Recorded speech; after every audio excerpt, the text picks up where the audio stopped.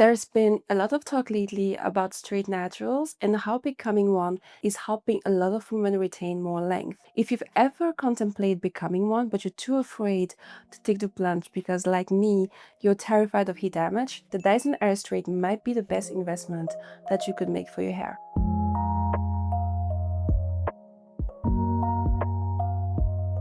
If you clicked on this video, you've probably seen that failure of an advert posted by Dyson on TikTok, and you might be wondering how this could possibly be a good investment for your hair. Well, I will spoil this video a bit by saying that the Dyson Airstrait does work, but there is a disconnect in the way Dyson has been marketing it and the way you can expect it to work on our hair type. And with R, I mean type 4. The Dyson Airstrait is a blow dryer, not a straightener. There are no heat plates. It stretches your hair through a powerful airflow coming out of these two barrels. But since Dyson markets this as a two-in-one straightener, and because of the name, I mean, it's literally called the Airstrait, and because of the expensive price, people have been expecting miraculous results from this thing, even though, it's a blow dryer. It's not a straightener. It's not a miracle worker, but it is a great tool depending on what you are after. I exclusively wear my hair stretch, and I use this every single wash day and during the week. I live in a very humid country. It literally rains half the year here. I also like to work out during the week. So even if I wanted to, which I don't, but even if I wanted to become a self-pressed natural, I won't be able to sustain it, and I would most likely damage my hair in the process. This allows me to style my hair as much as I feel like I need, and I don't have to worry about humidity and sweat because I'll just pull this out once I get home. So how does this work? Like I said, there are no heat plates here. It's all just hot air. So you will clamp it down on your hair the way you would normally do with a flat iron. The airflow is coming downwards and it's coming out along both sides of your hair. It creates a bit of tension, which is very effective at stretching your hair at a lower temperature than you might normally use. With a typical blow dryer, the air is being blown at the hair as opposed to along the hair. Essentially, this is going to close the cuticle and lay those flyaways better. Because of this entire mechanism, I don't need a brush and my postpartum regrowth lays more flat. I have terrible technique. I cannot achieve a blowout to save my life, and I still can get decent results using this thing. The way I use this is that after washing my hair, I apply my leave-ins and then I will start blow drying as my hair is dripping wet. When you blow dry your hair, when your hair is as wet as possible, that you get a much nicer result because those hydrogen bonds in your hair are broken. I blow dry on 175 degrees or 230 depending on how much time that I have. I always use the highest airflow, and I start by blow drying my roots and then I pass it along the air shaft. Then I go over with flat iron on very low heat. I have this cheap Revlon flat iron with 9 temperatures, but I never go above 360 degrees.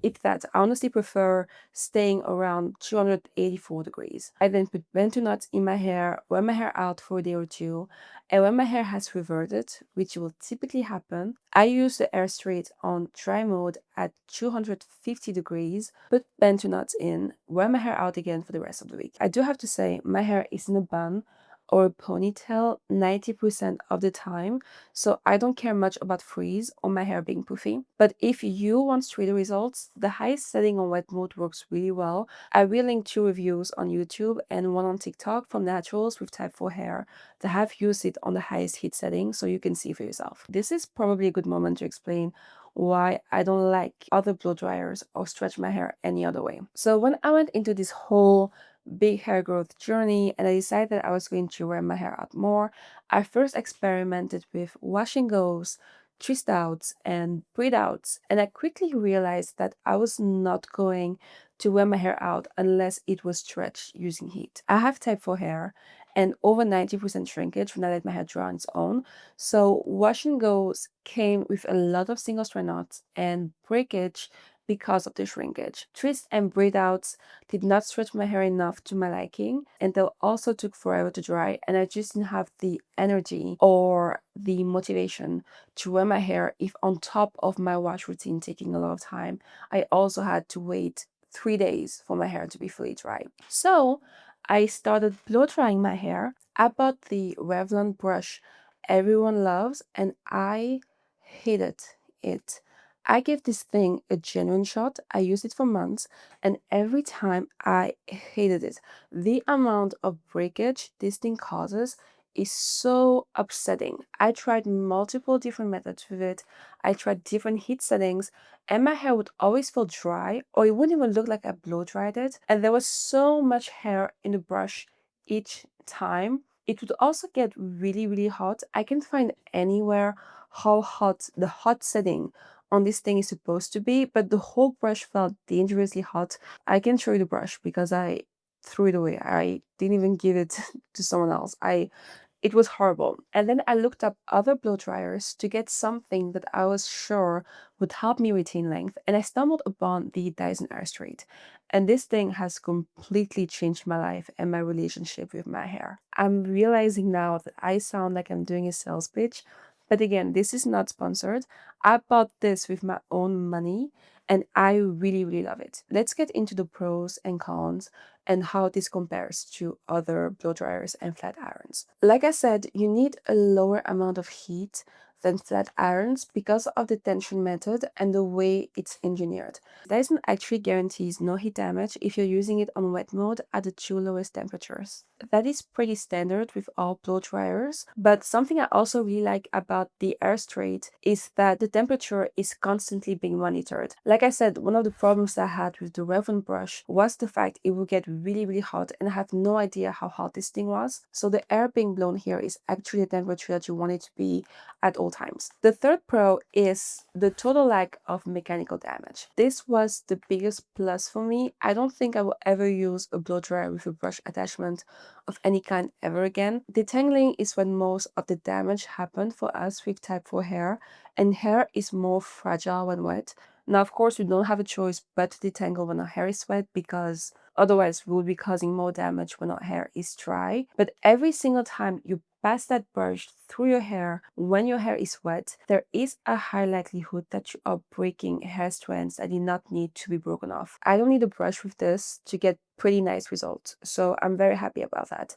I also like the fact that you get so many heat settings compared to other blow dryers. You have 3 heat settings on wet mode, you have another 3 settings on dry mode, and then you have the cool option. And you can also use it as a normal blow dryer by keeping the clamp shut. You also have 2 different types of airflow, low and high. The airflow is also more precise. You can get something similar by angling your standard blow dryer differently, but I like how the jets of airflow is coming out of both sides. So when you're passing it, the hair is getting even amounts of airflow on both sides, so you can get pretty nice results even if you have bad technique like me. Another problem that I had with the Revlon blow dry brush and pretty much every other blow dryer is that if I use it on low heat, my hair wouldn't get straight enough, but if I used it on high heat, it would get straighter, but it would also feel extremely dry. And I don't have this problem with the Dyson Airstrait. I also have the feeling that my hair freezes up less quickly when I use this, and this is probably due to the fact that when water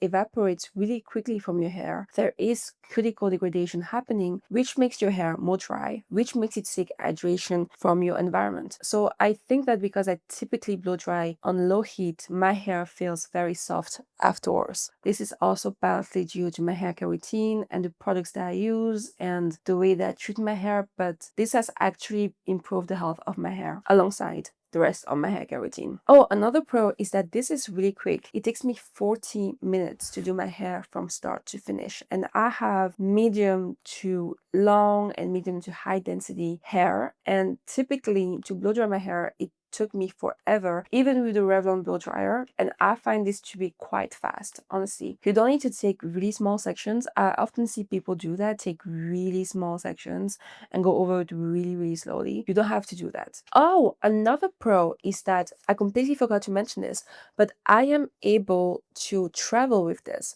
I pack it, it doesn't take a lot of space, And so regardless of where I'm going or what's happening, I kind of feel like I'll be okay because I have this with me. And the last small pro is the fact that this is a very nice looking blow dryer. I really enjoy using it. It just looks nice. But most Dyson products look pretty nice. As for the negatives, because no one is perfect, this is not a straightener. You will have to go over with a straightener to get a really sleek and straight look. Another thing to be mindful of is that because this is so bulky, I mean, you can see it's thick. You're not going to be able to get your roots as straight as you want. I find that using the tension method on my roots does a good job. And regardless, I don't care if my roots aren't straight, but I have seen some people complain about it. Something else that has not been a problem for me, but for others, is the weight. This is a pretty heavy blow dryer because of all the tech inside and the special Dyson motor. Some people say it feels heavy after a while. I haven't had that problem. And finally, the biggest con is the price. It's a very pricey blow dryer. It retailed for $4.99, but it's often on sale for $3.99. As I'm making this video, it has been on sale on Amazon for months. I'll put a link in the description. In the comments of my hair care routine video, I often got asked why I don't like the RevAir or why I don't use it. And the answer is because I can't. RevAir doesn't sell in Europe, so I was never able to try it out. I don't think that there's anything wrong with it. I will say there is this YouTuber with Type 4 Hair that did a comparison video between the two blow dryers, and if I remember correctly, she preferred the Airstrait. Is the Dyson Airstrait for you? Yes, if you are looking for your way to stretch your hair using heat in a safe way without risking breakage. There is no mechanical damage whatsoever. So if you're interested in becoming a blow dry natural, or you ultimately want to become a straight natural, but you're too afraid to directly go all in, this might be a good option for you. If you're someone who really struggles with traditional blowouts and can't figure them out like me, you'll probably enjoy this because of how easy it is to use. This is not for you if you are after a bone straight look. It's also not for you if you're looking for something that will also curl your hair.